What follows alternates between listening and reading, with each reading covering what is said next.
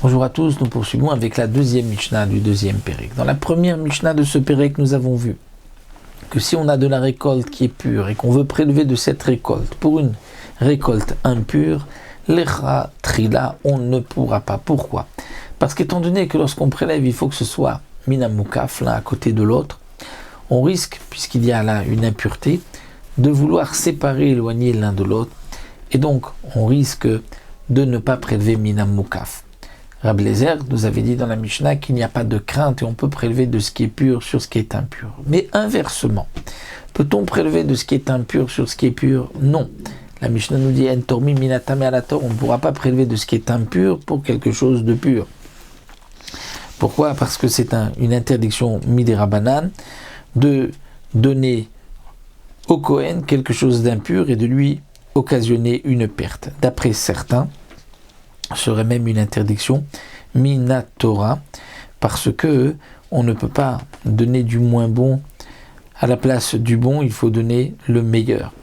Minatora. Donc entormi minatame alator, on ne pourra pas prélever du tamé de ce qui est impur sur ce qui est pur, à cause donc, dit le Barthénora, de la perte du Kohen, ve'im taram. Si on a prélevé bediavad shogeg, si au moment où il a prélevé, il ne savait pas que les fruits étaient impurs, troumato, trouma, il va la méside, mais si c'était volontaire, il savait que c'était impur, lo asakloum, il n'a rien fait, c'est-à-dire que il devra prélever encore une fois.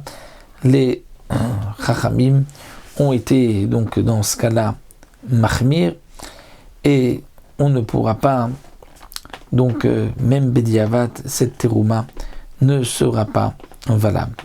Alors c'est vrai qu'il y a une marloquette dans Masechet Yibamot, qu'est-ce que l'on devra faire avec donc cette terouma qui a été prélevée? Est-ce que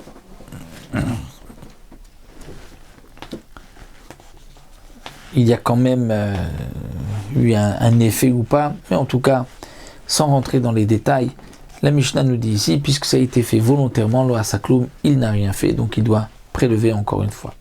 De même, Vechen ben Levi shayelo maaser tevel.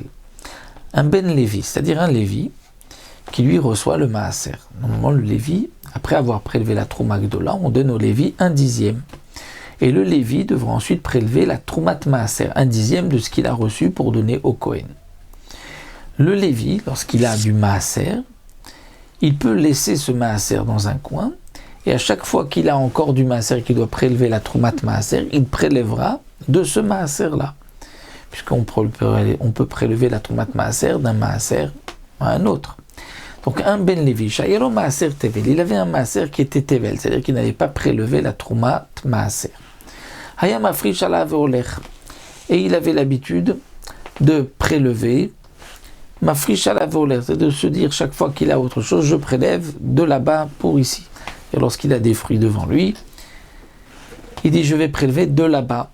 Et donc là-bas, au fur et à mesure, ça devient de la troumat maaser. Et lui, ce Lévi, ne savait pas que ces fruits sont devenus impurs. Alors shogeg, si c'est sans faire exprès, macha asou, ce qu'il a fait. Méside volontairement, lo asakloum, il n'a rien fait, il doit prélever encore une fois, comme nous l'avons vu pour la trouma gdola. Rabbi Yehuda Omer imayodea bobitrila, afalpi shu shogeg lo asakloum. Alors Rabbi Yehuda est un peu mahmir. Rabbi Yehuda d'ici, il avait su un instant que ce maaser était impur, et que donc il ne pouvait pas ensuite prélever de ce maaser, troumat maaser pour ailleurs. Même si au moment où il a prélevé ailleurs, il avait oublié que ce maaser était impur, eh bien malgré tout, lo asakloum, étant donné qu'il a su au moment, puisqu'il a su à un moment, eh bien on est mahmir, parce que ce n'est plus considéré vraiment comme un shogeg, c'est plutôt un shogeg qui est proche du méside, parce qu'il aurait dû faire attention et ne pas oublier. Puisque ensuite, il a prélevé, il avait oublié, donc il devra encore une fois reprélever, puisque lo asakloum, étant donné qu'il a prélevé de la troumat maaser, téméa impure, pour une récolte qui était pure. Donc voici pour cette deuxième Mishnah. Dans la troisième Mishnah, la suite, nous verrons aussi d'autres cas de ce qui a été fait, où il y avait une interdiction. Quel est le din beshogeg ou bemezid, entre autres dans des interdictions de Shabbat.